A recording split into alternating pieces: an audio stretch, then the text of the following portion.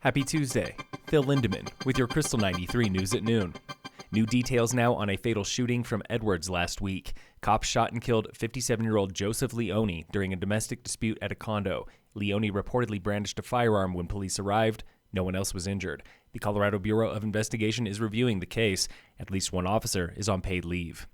Lots of online chatter today from local parents reeling after yesterday's bomb threat at Summit High School. Many still wonder what exactly happened. One rumor says there was a knife at Dillon Valley Elementary. That is not true. Another rumor says it was a prank by kids.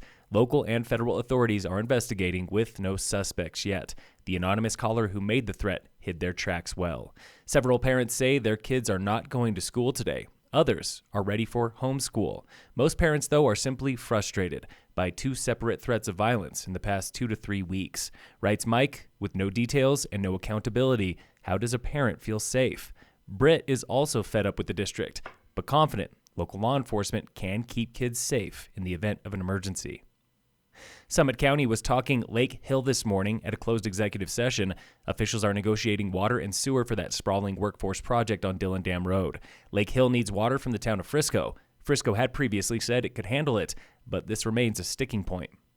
You are invited to the Town of Dillon work session this afternoon, where council hears pros and cons of a special metro district. A Detroit developer wants to build hotels, shops, restaurants, and more by redeveloping at least 5 downtown buildings paid for by a metro district. It's the same strategy Silverthorne used at 4th Street Crossing. That meeting starts at 4:30 at Dillon Town Hall. Summit School District is partnering with Theater Silco, the former Lake Dillon Theater, for the second year of an after-school dual language arts program. The Summit Daily reports the theater is getting over $500,000 to run it. Half of that is coming from a state grant. Colorado's public defender office wants nearly $18 million for pay raises. The Denver Post reports 98% of public defenders are underpaid. The office says this makes it hard to keep attorneys and even harder to hire new ones. Price of gas is up 90 cents in just 1 month to more than $4 per gallon all across Summit. GasBuddy.com reports prices are climbing statewide, while nationally, prices are falling just a few cents. Local avalanche danger remains moderate today at most elevations in Summit County and the Vail area. Your problem is persistence lab on most aspects at and above tree line. In sports, Vail Tech skier River Radamus missed the podium by 0.2 of a second today for Alpine combined at the World Ski Championships in France. Fellow Americans Eric Arvidsson and Ryan Cochran-Siegel finished top 10.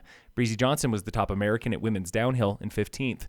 Tomorrow is women's Super G. Here in the States, the Avalanche play the Penguins today at 5. The Nuggets face the Timberwolves at 7.